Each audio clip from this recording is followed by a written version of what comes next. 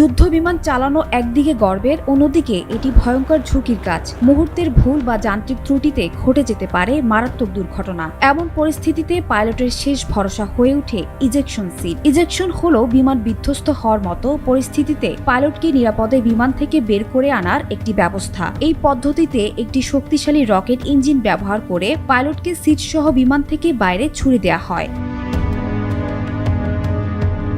যখন বিমানটি মারাত্মক ক্ষতির সম্মুখীন হয় বা নিয়ন্ত্রণ হারানোর ঝুঁকিতে থাকে, তখন পাইলট ইজেকশন করার সংকেত পান এবং একটি নির্দিষ্ট পর্দা টেনে ধরেন, যা ইজেকশন প্রক্রিয়া শুরু করে। এটি পাইলটকে যুদ্ধ বিমান থেকে দ্রুত উৎক্ষেপণ করে প্রাণ বাঁচানোর সুযোগ করে দেয়। তবে প্রাণ রক্ষা পেলেও শরীরে পড়ে তীব্র ধাক্কা, বিশেষ করে মেরুদণ্ডে আঘাত, পিঠে তীব্র ব্যথা, এমনকি পঙ্গুত্ব পর্যন্ত হতে পারে।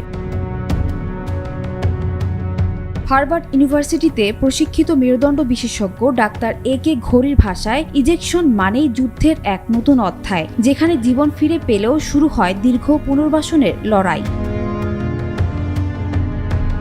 প্রাক্তন air force fighter lieutenant colonel PT Smith বলেন, যখন পাইলট দুর্ঘটনার কারণে ইজেকশন সিটের হ্যান্ডেল টানেন, সঙ্গে সঙ্গে বিমান থেকে ককপিটের ক্যানপি মুক্ত হয়। এরপর আসনের নিচে থাকা রকেট শক্তিশালী গতিতে পাইলটকে প্রায় 100 থেকে 200 ফুট উঁচুতে ছুঁড়ে ফেলে। এই উত্তোলনের সময় শরীর 14 থেকে 16 গুণ বেশি গ্র্যাভিটির চাপ সহ্য করে। এটি এমন এক জোরালো ধাক্কা যা অনেক পাইলটের মেরুদণ্ডে আঘাত এবং ফাটল সৃষ্টি করে।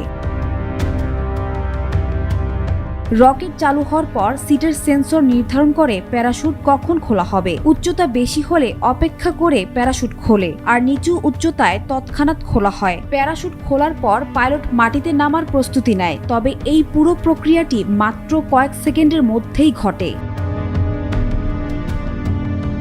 যদি পাইলট নিচু উচ্চতা থেকে ইজেক্ট করেন, তখন প্যারাশুট খোলার জন্য যথেষ্ট সময় থাকে না, ফলে মাটিতে পড়ার গতি কমানো সম্ভব হয় না। এতে বার্স্ট ফ্র্যাকচার বা ভয়াবহ কশেরুকা ভেঙে যাওয়ার মতো দুর্ঘটনা ঘটতে পারে। এ ধরনের ফ্র্যাকচারে মেরুদণ্ড অস্থির হয়ে পড়ে, পাইলট দাঁড়াতে পারে না, হাঁটতেও পারে না, এমনকি পা অবশ হয়ে যেতে পারে। বেশিরভাগ সময় নিম্ন উচ্চতায় ইজেকশন করলে পাইলট মারা যায়, আর যদি সে বেঁচে থাকে তাহলে সার্জারি দরকার হয় এবং পুরোপুরি সেরে উঠতে হয়তো বছরখানেক পর্যন্ত সময় লেগে যায়।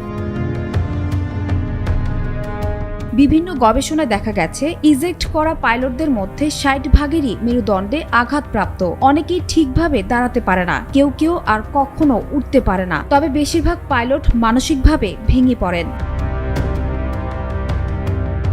ইজেক্ট মানে শুধু বেঁচে যাওয়া নয়, বরং একটি দ্বিতীয় জীবন, যা শুরু হয় ব্যথা, চিকিৎসা এবং স্মৃতির দুঃস্বপ্ন নিয়ে। যে লড়াই শুধু আকাশের না, মাটিতেও সমান বীরত্বের গল্প হয়ে থাকে।